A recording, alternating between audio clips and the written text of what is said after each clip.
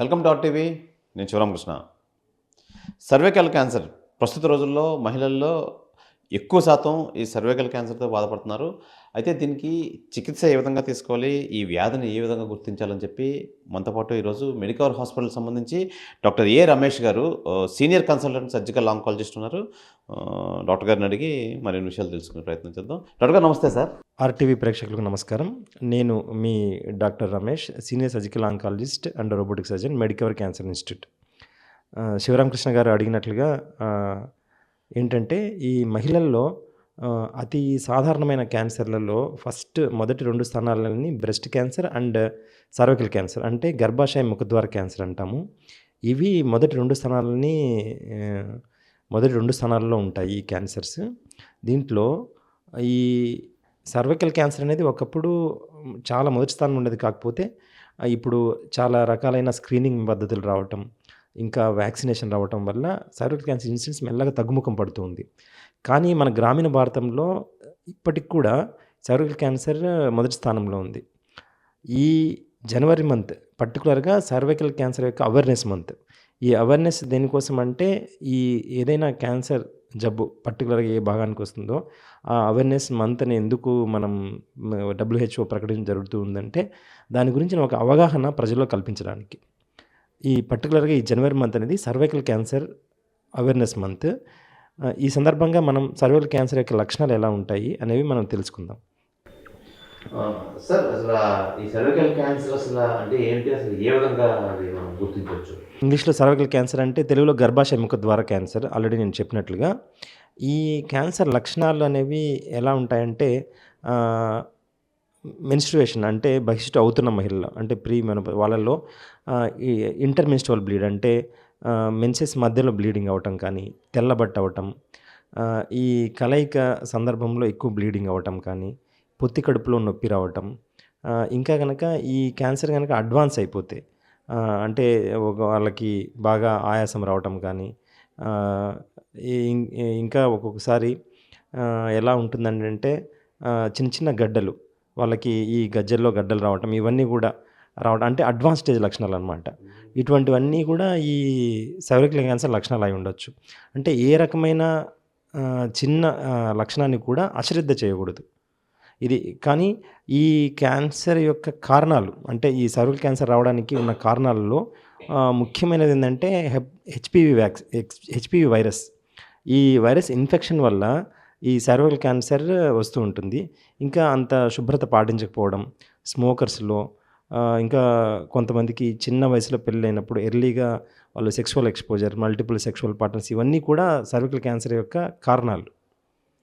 ఈ సర్వైకల్ క్యాన్సర్ని ట్రీట్మెంట్ విధానాలు ఏంటి అంటే మనం ఎర్లీ స్టేజెస్లో శస్త్రచికిత్స లేకపోతే రేడియేషన్ 2 కూడా ఎఫెక్టివ్గా పనిచేస్తాయి. స్టేజ్ మనం పెరిగే కొద్దీ కంబైన్డ్ మోడాలిటీ అంటే కీమో రేడియోథెరపీ అని అంటాం. కీమోథెరపీ ప్లస్ రేడియేషన్ మనకు ఆప్షన్. ఇంకా స్టేజ్ 4కి వెళ్ళిన తర్వాత మనం పాలియేటివ్ థెరపీ అంటే వాళ్ళ జీవితకాలను పొడిగించేదానికి కీమోథెరపీ ఇవ్వడం మాత్రమే జరుగుతూ ఉంటుంది. అందువల్ల ఎర్లీగా గుర్తిస్తే వాళ్ళని మనం క్యూర్ చేసే అవకాశం ఎక్కువగా ఉంటుంది.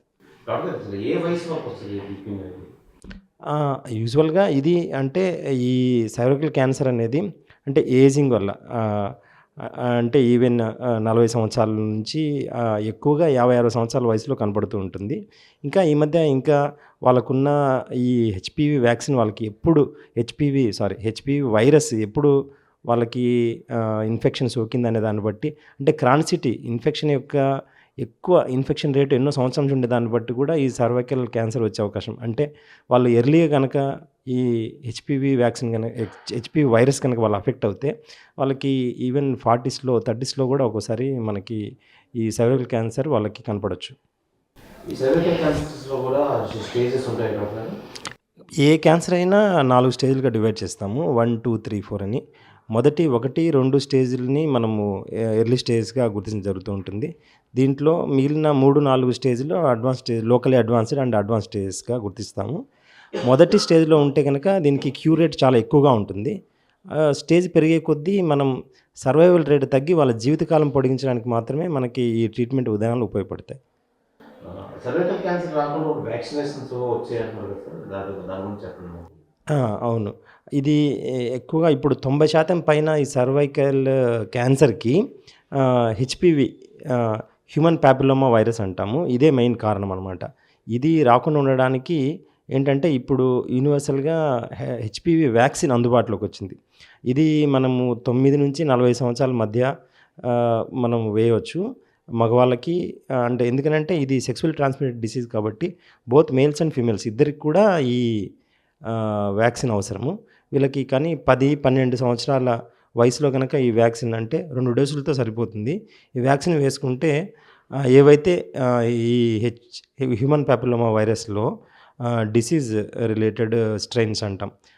ఏవైతే ఉన్నాయో వాటికి నుంచి మనం ప్రొటెక్షన్ ఉండి ఈ క్యాన్సర్ రాకుండా కాపాడుకోవచ్చు.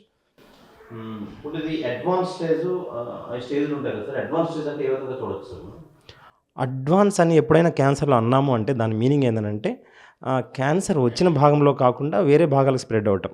అంటే ఉదాహరణకి గర్భసంచి ముఖద్వారం నుంచి అదే క్యాన్సర్ డిస్టెంట్ రీజియన్‌లోకి అంటే లివర్‌లో గానీ, లంగ్‌లో గానీ లేదంటే వేరే అదర్ పార్ట్స్‌లో కనుక క్యాన్సర్ స్ప్రెడ్ అవుతే దాన్ని అడ్వాన్స్ స్టేజ్ అంటే స్టేజ్ 4 కింద కన్సిడర్. ఈ స్టేజ్‌లో మనం క్యూర్ చేయడం అనేది దాదాపు ఉండదు.